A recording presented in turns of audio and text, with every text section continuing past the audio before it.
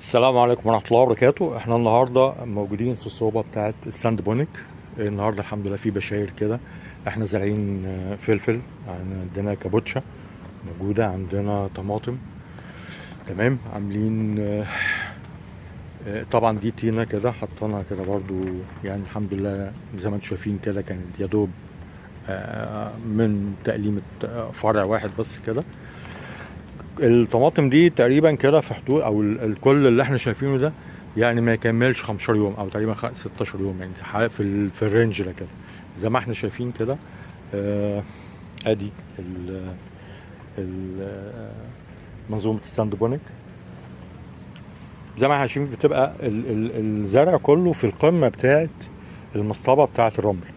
اوكي، بحيث ان الميه ما تغطيش فوق اقصى ميه زي ما احنا شايفين كده في الجزء ده، بحيث ان يبقى النص من فوق، نص المصطبه مفيهوش ميه يا دوب، بس بتبقى ترطيب له، والنص اللي تحت هو ده اللي بتمشي فيه الميه. بعد كده المواسير والمنظومه اللي تحت بتسحب الميه كلها مع الرمل. طبعا احنا حطينا دود من حوالي اسبوعين، يعني الحمد لله برضو عامل شغل مأثر على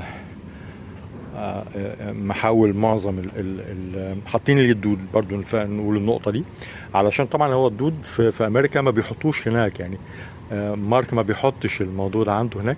احنا حاطينه هنا، حاطينه علشان خاطر ان مخلفات الاسماك اللي موجوده اللي هنا بتتصفى في الرمل، على بال ما تدوب في وياخدها يعني يمتصها النبات ويستفيد منها هتاخد وقت. لكن هنا عندي الدود بيحول على طول، بياكل الكلام ده وبيحوله الكمبوست، بيبقى سهل جدا ان هو يدوب في الميه ويمتص النبات بسرعه، وده بيأثر على نمو النبات وعلى انتاجيه المحاصيل. احنا خلصنا المصطبه ديت والمصطبه دي، قصدي الحوض دوت خلصناه، الحوض دوت الحوض اللي بعده والحوض الاخير فاضل. الحوض اللي في النص لسه كان اثر معانا شويه.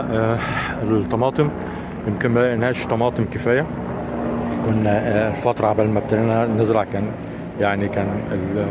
في مشكلة كمان في الدولار والقصة اللي موجودة اللي كله عارفها دلوقتي، فالبذور قليلة وشحة شوية فما قدرناش نجيب باقي. احنا هنا زارعين زي ما شايفين كده جرجير. تمام، كان بدرناه ولسه هنوزعه بعد كده، اللي هو موجود زي ما احنا شايفين كده.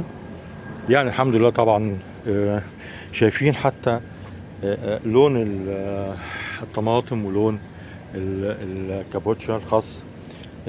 زارعين برضو فجل زي ده كده. تمام، دي الكابوتشا، ادي برضو دي نوع من انواع الخاص مش كابوتشا.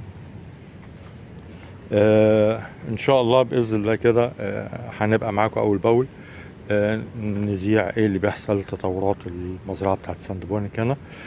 هي منظومه يعني مش 100% مثلا ساند بونيك، لكن لا احنا دخلنا فيها طورناها شويه وعدلنا فيها وحولنا المنظومه كلها انها ممكن تشتغل. هتشوفوا بعد كده في فلاتر ميكانيكيه وبيولوجيه موجوده في حوض من الاحواض هناك، بحيث ان يبقى عندي كل الحلول وكل البدايل لاي مشكله عندي. احنا هنا دخلنا منظومه الراس او الراس سيستم او الريسايكلينج اكوكالتشر سيستم او منظومه الفلاتر الميكانيكيه والبيولوجيه كاحتياطي، بيبقى شغال دايما حتى بالليل لما بتقف المنظومه بتاعت الساند بونيك طول الليل. طبعا بتبقى هي شغاله بحيث ان اضمن ان انا اتخلص من الامونيا والنيتريت اللي موجود في الميه اول باول، يبقى دايما بحولها لنترات، وبعد كده الصبح بيستفيد منها، بتيجي هنا جاهزه على طول على النباتات فتستفيد منها اكتر. يعني الحمد لله دخلنا ميكس كده ما بين الساند بونيك وما بين الراس سيستم في المنظومه دي، والحمد لله كفاءتها ممتازه. وهنتابع معاكم تجربه الساند بونيك راس ديت او المنظومه اللي هي ميكس ما بين ده وده، وان شاء الله يبقى خير باذن الله. كان معكم وجيه خوبه من قناتي على اليوتيوب. لو انت اول مره تبقى تشرفني في القناه، يا ريت تشترك معانا في القناه وتفعل زر الجرس عشان يوصلك كل جديد، وتعمل لايك للفيديو عشان اقدر ان انا اوصل لاكبر قدر من الناس المهتمين بمجال الزراعه عموما المائيه او الزراعه عموما، لان ده حل من الحلول المهمه جدا اللي ممكن في اي ارض موجوده عندي ما بتزرعش خالص، وعندي مشكله في الميه ان انا اقدر ازرع وادي انتاجيه اكتر من اللي موجوده في الارض، وحاجه اورجانيك نظيفه جدا ومحترمه، وترجع لنا تاني الريحه والطعم والتاست بتاع الخضار والفاكهه